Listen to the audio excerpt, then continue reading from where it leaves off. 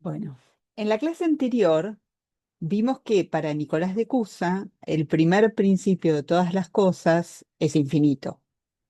Es una afirmación que él en realidad no la presenta como un dogma, sino como el resultado de una experiencia que el ser humano va atravesando guiado por su deseo natural de saber o conocer. Entonces, este tratado acerca de la docta ignorancia, que fue el que presenté la clase pasada, empieza con una paradoja, que es que nuestra mente busca la verdad y para avanzar usa la proporción o comparación. El problema es que la verdad es infinita y nuestra mente es finita y que entre lo finito y lo infinito no hay proporción posible. Entonces, ¿qué sentido tiene esta búsqueda? La respuesta que da Nicolás no resuelve este problema, sino que lo profundiza. Lo que el ser humano llega a saber, si sigue ese impulso, es que no sabe. Y que la verdad, que, como dijimos, es en sí misma inaccesible, solo puede ser vislumbrada como en un espejo o en un enigma. Ese espejo es la propia mente humana en tanto imagen de Dios. En esta clase, entonces, vamos a presentar justamente eso, la noción de mens o mente en el pensamiento del Cusano. Primero vamos a repasar los límites del conocimiento humano y la idea de docta ignorancia. Después nos vamos a detener en la idea de la mente como imago Dei o imagen de Dios y en su estructura unitrinitaria. Y por último, vamos a presentar de una manera muy resumida la operación que separa o distingue al ser humano del animal, que es la libertad. En la diapositiva dice que también el numerar, pero eso es algo más complejo que voy a dejar de lado ahora. Entonces, la docta ignorancia, según Nicolás de Cusa, no es ignorancia en el sentido común de la palabra. Es más bien un saber que reconoce su propio límite, ¿no? Nicolás la llama doctrina máxima o enseñanza máxima. ¿Y por qué? Porque para él este es el conocimiento en realidad más elevado y más completo al que puede aspirar el ser humano. ¿Cómo explicar esto? Digamos, el punto de partida es el impulso natural que todos los humanos tenemos hacia la verdad. O sea, nuestra mente busca conocer. Pero la verdad, dice Nicolás, es infinita. Y entre lo finito, como es nuestra mente, y lo infinito, no hay proporción posible. Esa es la paradoja, ¿no? Y sin embargo, es justamente al reconocer ese abismo que se abre entre el pensamiento discursivo y la verdad, ¿no? Es un abismo que se abre entre el pensamiento discursivo y la verdad. Es ahí, justamente al reconocerlo, donde aparece lo que Nicolás va a llamar docta ignorancia. Es decir, que es un saber paradójico porque es saber que no se sabe y a la vez es lo único que podemos afirmar con certeza. Pero Nicolás va más allá de eso, ¿no? Para él, este saber es también un punto de partida. Es decir, desde ahí, desde ese reconocimiento, se abre la posibilidad de un camino de búsqueda, de un recorrido que va a ser simbólico.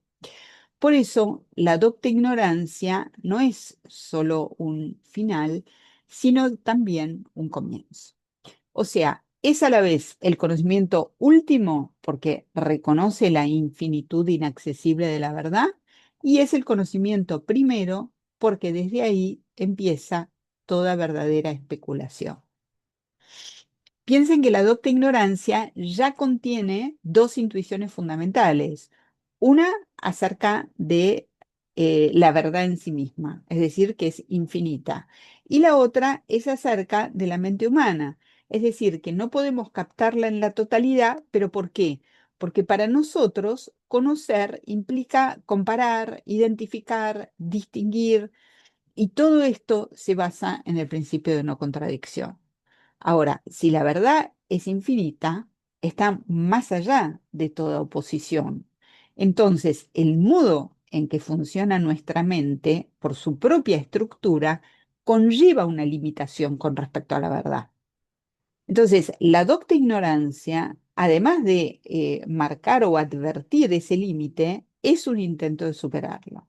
Y lo que nosotros vamos a ver a continuación es justamente eso, vamos, cómo propone Nicolás hacer ese pasaje, o sea, cómo transformar el límite en posibilidad, cómo pensar más allá del principio de no contradicción.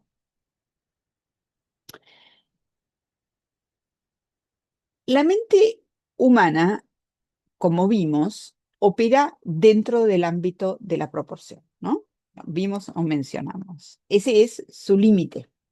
Pero al mismo tiempo, su unidad, que es su límite, le permite trascender el límite, como a través del símbolo. Es decir, que para el cusano, aunque la verdad en sí misma es inaprensible, puede ser vista, dice él, en espejo o en enigma.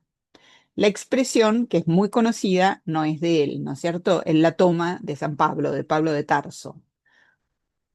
No nos vamos a detener mucho en el término enigma, que viene del griego y con el tiempo fue cambiando su significado, pero en el sentido en que lo usa Nicolás, un enigma es algo parecido a una alegoría. Podríamos decir que es una imagen o un símbolo que representa figurativamente una verdad que está más allá de toda comprensión, una verdad abstracta. Entonces, en el capítulo 11 de La Docta Ignorancia, Nicolás retoma una idea que es propia del pensamiento filosófico cristiano, que es la idea de que las cosas visibles son reflejo de las invisibles y que a Dios se lo puede conocer a través de sus criaturas como en un espejo o en un enigma.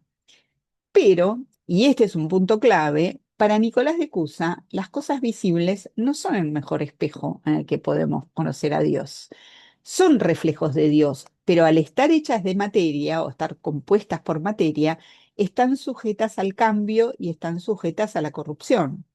Por eso no son estables como símbolos. Y él dice con toda claridad, cuando la investigación se basa en una imagen, esa imagen no debe dejar lugar a dudas. La inestabilidad de lo sensible, entonces, nos obliga a buscar otra vía y ahí es donde entra la matemática. Las especulaciones matemáticas, dice el Cusano, son preferibles porque nos parece que son firmes, que son ciertas, que son inamovibles. Esta justificación, desde el punto de vista filosófico, suena un poco débil, digamos, porque en realidad no explica por qué las matemáticas serían imágenes válidas de lo divino, ¿no? Ni en qué se funda esa estabilidad. Pero más adelante, después de la docta ignorancia, en otras obras, Nicolás va a precisar ese fundamento. Para él, o sea, lo digo ahora, la matemática tiene esta capacidad porque es producto de la mente humana y la mente humana es imagen de Dios. Es decir, que cuando la mente crea conceptos matemáticos, participa de alguna manera en el mismo gesto creativo divino. Y esto es lo novedoso. En la Edad Media, la frase de Pablo se entendía en relación con la creación. Las criaturas visibles eran el reflejo del creador invisible. Nicolás de Cusa no va a negar esto, pero desplaza el centro. Para él, el verdadero enigma no es solo, digamos, la creación, sino las construcciones simbólicas que produce la mente. Y entre ellas, la matemática tiene una ventaja. Los entes matemáticos son creados por la mente y son definidos por ella. O sea, nosotros no podemos conocer la esencia de las cosas como son las cosas en sí mismas, porque fueron creadas por Dios, pero en el caso de las matemáticas, la esencia se la damos nosotros, ¿no? Entonces, sobre esta base de docta ignorancia, el Cusano propone un procedimiento básico para elevar la mente del plano sensible racional, que todavía está regido por el principio de no contradicción, al plano intelectual, que es donde la mente puede dar un salto y captar noéticamente la unidad de los contrarios. Este procedimiento aparece en todas sus obras siguientes de una manera u otra, aunque él no lo explicite, siempre que él construye símbolos, esto está detrás, ¿no? Vamos a ver ahora en qué consiste. El procedimiento simbólico que propone Nicolás es un recorrido en 3 pasos que parte de una figura matemática para intentar elevar la mente hacia la noción de lo infinito absoluto. El primer paso consiste en considerar una figura geométrica finita con sus propiedades y sus proporciones. Por ejemplo, el triángulo, ¿no? El triángulo es una figura con 3 lados. Esta es una definición que, por un lado, es comprensible independientemente de toda experiencia sensible, pero por el otro, es representable. En este nivel, la mente se mueve todavía en un plano sensorio imaginativo, o sea, puede ver, digamos, o dibujar, imaginar, representarse una imagen y razonar, dar la definición. Pero Nicolás o su procedimiento no se detiene ahí. Es decir, que en un segundo paso, él lo que propone es que traslademos esas propiedades, figura de 3 lados, digamos, a un triángulo concebido como infinito. Y acá se produce una tensión, por no decir una ruptura, porque la mente entiende la idea de triángulo infinito, pero al intentar concebirlo, se da cuenta si los 3 lados son infinitos, ya no se puede aplicar la definición racional de triángulo. O sea, lo estamos captando, pero ya en otro nivel que supera el principio de no contradicción. Algo se mantiene, sigue siendo de algún modo un triángulo, pero este triángulo infinito no es ni imaginable ni en sentido estricto definible por medio de la razón. Es decir, supera lo sensible y supera lo racional. En este punto, dice Nicolás, todavía estamos pensando o concibiendo una figura, aunque sea infinita, aunque ya hayamos, digamos, superado de algún modo el principio de no contradicción. Entonces, hace falta un tercer momento que consiste en dar un salto, en realidad, es trasladar una figura que todavía es pensable, aunque infinita, por lo tanto no racionalmente definible, hacia lo absolutamente infinito, es decir, aquello que está por completo desvinculado de toda figura o de toda definición. Ahora bien, digamos, si pensamos en esta traslación, no es una comparación, que es como nosotros conocemos, porque en sí mismo el símbolo no tiene algo en común con lo simbolizado. Para especular acerca de lo infinito, para realizar esta traslación, es necesario saltar por encima de la simple semejanza o comparación. Es necesario trasladarse del plano de lo infinito matemático, tal como él lo concibe, ¿no? Al de lo infinito absoluto o incondicionado. Y entre estos planos sigue no existiendo proporción alguna. No es que el procedimiento simbólico salva la distancia, eh, que sería la distancia que existe entre el principio y lo principiado. Pero lo que la mente finita conoce es siempre ella misma y su propio proceder. Ahora, entendidos como espejo y como enigma del ejemplar divino del cual proceden. En otras palabras, digamos, en este procedimiento la mente se conoce como imagen de Dios, o mejor dicho, este procedimiento le abre la posibilidad a la mente de conocerse a sí misma en su operar como imagen o reflejo de Dios. Vamos a ver qué quiere decir entonces ser imagen de Dios.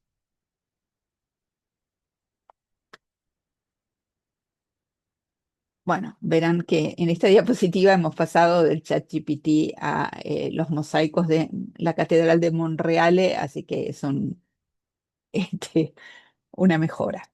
Bueno, entonces, eh, Nicolás distingue entre dos formas en que lo creado puede reflejar al primer principio, como explicatio, es decir, como imagen, perdón, no, como explicatio, es decir, como despliegue, y como imago, es decir, como imagen.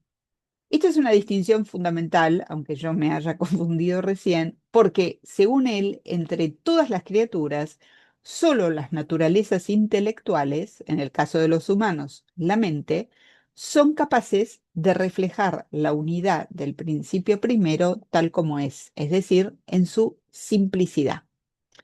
Recordemos el esquema metafísico de deducta ignorancia que vimos en la clase anterior, según el cual el conjunto de lo principiado, es decir, el universo, es el despliegue o la explicatio de una de las infinitas posibilidades implicadas en el primer principio. En el universo aparece la unidad propia del principio divino que le dio origen, pero no aparece en su simplicidad, sino aparece como la unidad subyacente a toda la multiplicidad y variedad. Ahora bien, en este universo que es múltiple, pero organizado por una unidad subyacente, hay una excepción. Y se trata de la mente humana, que es la única criatura en la cual la unidad del primer principio aparece en su simplicidad y unicidad. Esta unidad propia de la mente se manifiesta en su operar, que como vimos consiste en identificar, en comparar, en discriminar y, esto es importante, la unidad de la mente no se trata de la unidad que se identifica con el número uno, digamos, o que podríamos identificar con el número uno, porque esta ya pertenece a una serie, sino que es la condición de posibilidad de que exista el número. Es decir, la unidad esencial de la mente humana es el patrón que precede todo numerar, todo conocer y lo hace posible. Y es por eso que la mente merece ser llamada imago o imagen y no simplemente despliegue, porque en ella la unidad del primer principio, de nuevo, no aparece mezclada o expresada en la pluralidad, sino tal como es, una y simple. Ahora bien, decir que la mente es unidad equivale a decir que es unitrina. ¿Por qué? Porque el principio del cual es imagen es unitrino. De hecho, cuando Nicolás elige digamos, entre todos los nombres que podemos usar para referirnos a Dios, él deliberadamente elige en total ignorancia unidad. ¿Por qué? Como si fuera, no, como si fuera, no, como el más cercano a este concepto de lo máximo, ¿no? De aquello mayor que lo cual nada puede ser. ¿Por qué? Porque la unidad precede a toda multiplicidad, la hace posible, pero no se confunde con ella. Es una identidad plena consigo misma. En sí misma es indivisible, pero a la vez es origen de la diversidad. Pero no hay otro de la unidad, digamos, solo ella es. La unidad, entonces, no es ni más ni menos que otros, no es comparable, es igual o idéntica a sí misma. Es decir, que esta plenitud de la unidad genera fuera de todo tiempo la completa igualdad de sí, a la que la vincula un nexo que también es perfecto o completo. Es decir, que unidad, igualdad y nexo o conexión son tres instancias infinitas que no son tres cosas separadas, sino una sola y única naturaleza, digamos, para decirlo en términos teológicos. Eh, Como dice Nicolás, para seguir en el plano conceptual, en su tratado sobre la visión de Dios, lo infinito no es multiplicable. ¿Eh? Por eso, la unidad divina, por su propia abundancia, implica Trinidad.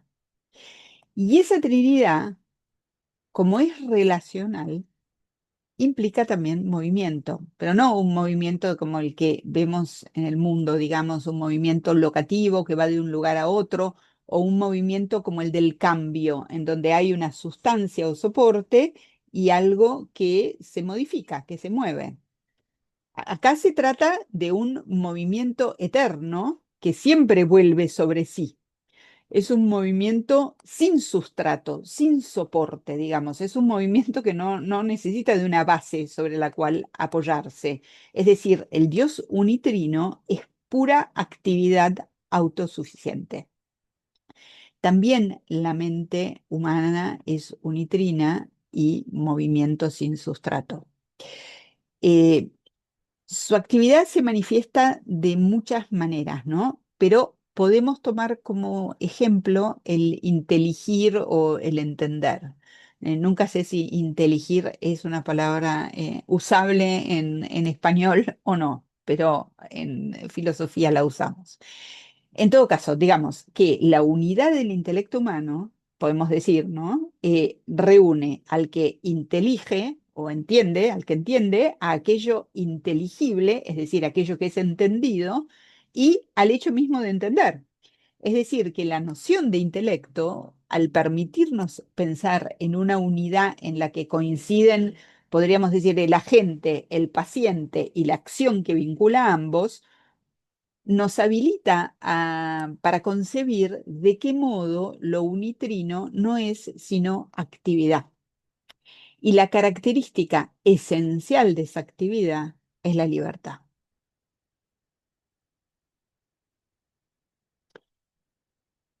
En el diálogo tardío de Ludo Glovi, que podemos traducir al español como el juego de las bochas, Juan, que es el interlocutor de Nicolás, que también, digamos, se integra a este diálogo como personaje, bueno, Juan le pregunta cuál es la diferencia específica entre los animales y los humanos.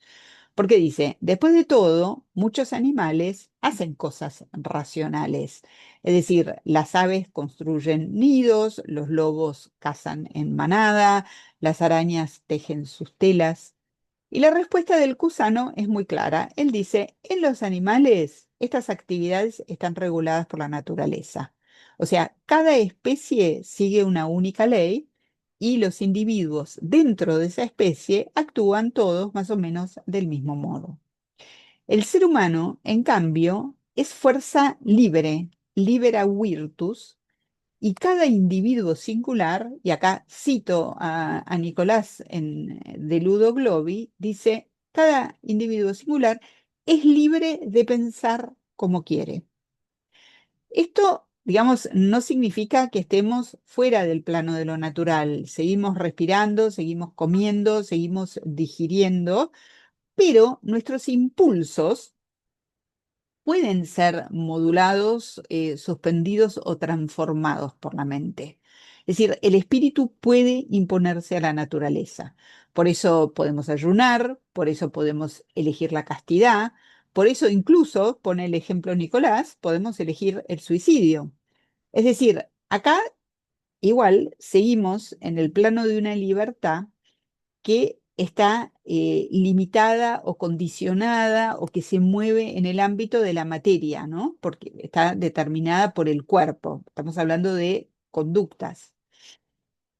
Pero la actividad en la cual la libertad humana se manifiesta en su modo más propio, es decir, desvinculada del conocimiento material, es la creación. A imagen y semejanza del primer principio, la mente humana es fuerza libre creadora. Y Nicolás ya lo dijo en un diálogo anterior y lo repite el diálogo anterior era acerca de la mente y acá lo repite en De Ludo Globi o El juego de las bochas. Mientras que Dios crea entes, la mente crea conceptos.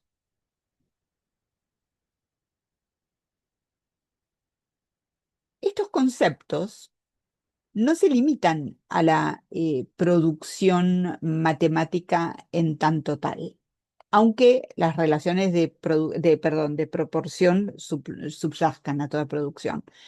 Pero al crear, la mente opera en un mundo que es puramente intelectual.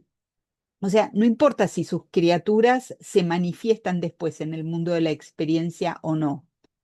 La mente que crea se encuentra en una dimensión del pensar que está tan desligada de la experiencia como de los propios apetitos anímicos. Y porque la creación es pura actividad intelectual, es en el proceso de creación donde la actividad intelectual mejor muestra su estructura, esto que es unitrina, como mencionábamos antes. En De Ludo Globi, Nicolás dice que para inventar algo, sí, para inventar, para crear, primero tengo que concebirlo, ¿no? Idearlo. Después, examinarlo o considerarlo. Y por último, determinarlo o ponerle un límite, definirlo. Entonces, pensar, considerar y determinar son tres operaciones de la mente simultáneas en un sentido que o en todo caso, fuera de lo sensible, hay una sucesión en el procedimiento de la mente. Pero son tres operaciones de la mente que resultan en el concepto creador. De manera, digamos, recíproca o inversa, podríamos decir que todo concepto, si es completo, conlleva pensamiento o ideación, consideración y determinación. O sea, ninguna noción nueva o concepto nuevo encuentra su límite si no fue sopesado y tampoco puede ser sopesado si antes no fue concebido. Y tampoco podemos decir en sentido estricto que hemos concebido una nueva idea si no fue, además de sopesada, también definida, ¿no? Porque si no intervienen todas estas, las instancias de consideración y de determinación, más que hablar de la concepción de una idea, tendríamos que hablar de una ocurrencia fugaz. Es decir, que el proceso de creación muestra una circularidad porque se basta a sí mismo. Y el hecho de que sea circular pone en evidencia su nota esencial, que es la libertad. Acá lo cito de nuevo a Nicolás en De Ludo Globi, que dice, en el movimiento inventivo de lo nuevo, el alma no puede ser movida sino por sí misma. Fin de la cita. Entonces, en su movimiento más propio, que es este movimiento que Nicolás describe como circular, la mente no es determinada por ningún otro fin que no sea el proceso de pensamiento mismo. ¿Sí? En otras palabras, por ningún otro fin que no sea ella misma. Por eso es libre.